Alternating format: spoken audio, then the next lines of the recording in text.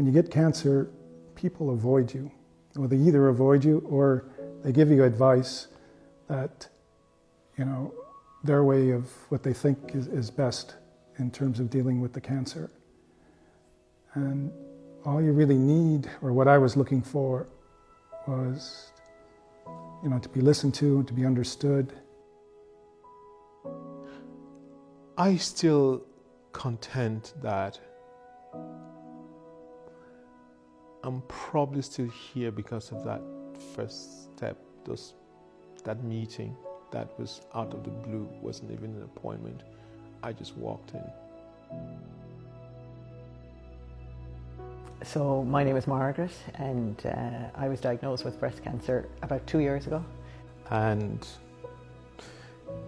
at the age of 50, it's very difficult with 3 young kids, it's very difficult to suddenly go, damn, I have cancer. It's a scary thing. And I was a bit lost and confused. For a long time, I didn't take up any of the help that I was offered because I didn't think I needed it. But I made my life more difficult, much more difficult than it needed to be. Everybody that knows me would say Chris is the most positive person they've ever met, but for about a week and a half, I went through some very dark places. I can only describe that feeling as it was like being locked out of life. Life was there, life was continuing on, but it was almost like I couldn't participate in life that I had beforehand, and I didn't know what life looked like afterwards. I love life a lot, but I couldn't see beyond the prognosis that was given to me. One day I just left my office after having been for further tests in the Barnes Hospital. I walked out and somebody had mentioned ARC House to me. That day was probably my darkest day because I have no idea where I was going. It was kind of a spur of the moment thing. I was in the city and I just thought, right, I'm going to go knock on the door, see what happens. I remember going up the stairs to the old house and a little nervous. I rang the doorbell and this woman opened the door, a volunteer, with a smile and welcomed me in. Anyway, she invited me in, and for someone that wasn't even a trained counselor, that woman is probably the reason why I'm still alive today. It's just like a house. It's like any home. It's like going to visit a friend. You ring the doorbell, the door is opened and you're welcomed in. The kettle's always on, and we just take things from there. It just gave me a place where I could just come and relax and take some of that load off and be in an environment where I was understood. But I didn't have to say anything, I didn't have to talk about it, but everybody that's around knows why you're here. Being able to listen and also providing an environment where people like me and other people that can't talk to their loved ones or to friends come in and just share what they're going through with each other. And being able to, going to the ARC House and talking about those things was comforting, and it lessened the intensity of what I was experiencing, how I reacted to what I was experiencing. It's not just the individual, firstly, it's not just the individual who has cancer, it's also their family, anybody who's affected by cancer. And in my case, it was the children. And this is that one place where we come together and everybody knows what everybody's here for. I don't have the vocabulary to express what that means, but it's immeasurable. I suppose the one thing we offer here at ARC is time. And there's the gift of time, where there's no rush and you can settle. You don't have to pretend anything here. If somebody asks you how you are, you don't have to say that you're fine if you're not fine. People feel that they can say what they want without being judged, and it's confidential and all that. But I think most people would say it's such a relief to come in here, and they talk about the mask. I can take off the mask. So that can mean I can laugh without somebody saying, God, like, is she in denial? Or I can cry without being, people panicking. So that even if you don't want to talk, go get a massage, go do some art, go do some meditation.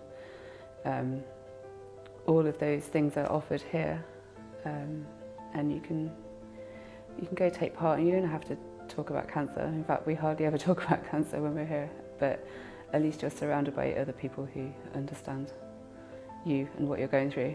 What it certainly did was it put cancer out on the table for it to be wide open for discussion, and suddenly the children weren't trying to deal with it on their own, and they met other families.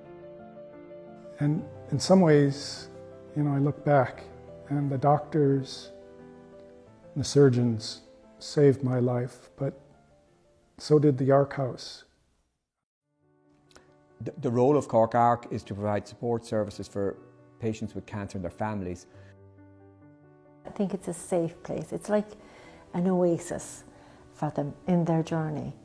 When we think of cancer in medicine, we think of a physical thing, a cancer, a cell that's gone wrong, a lump that someone can feel, a shadow on a scan.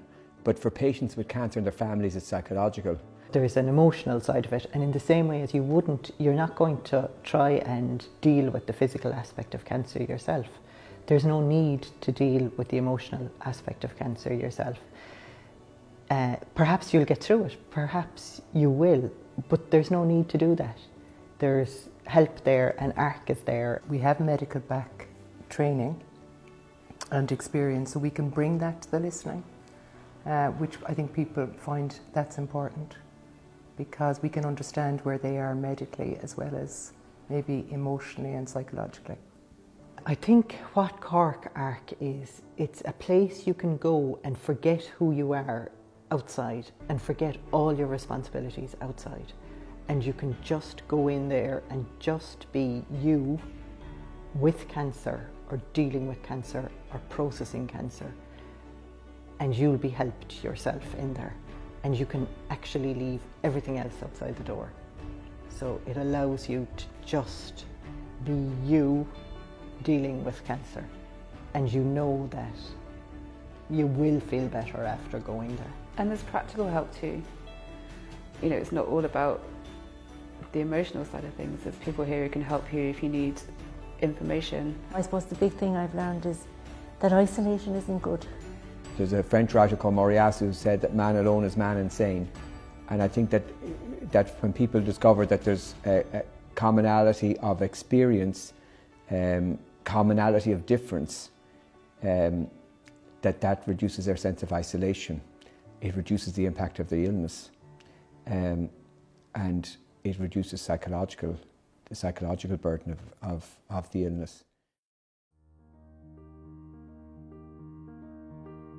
Cork ARC is like a safety net. Cork ARC is it's a safe place. It's a place of kindness, and it's a place where you can be you. I was able to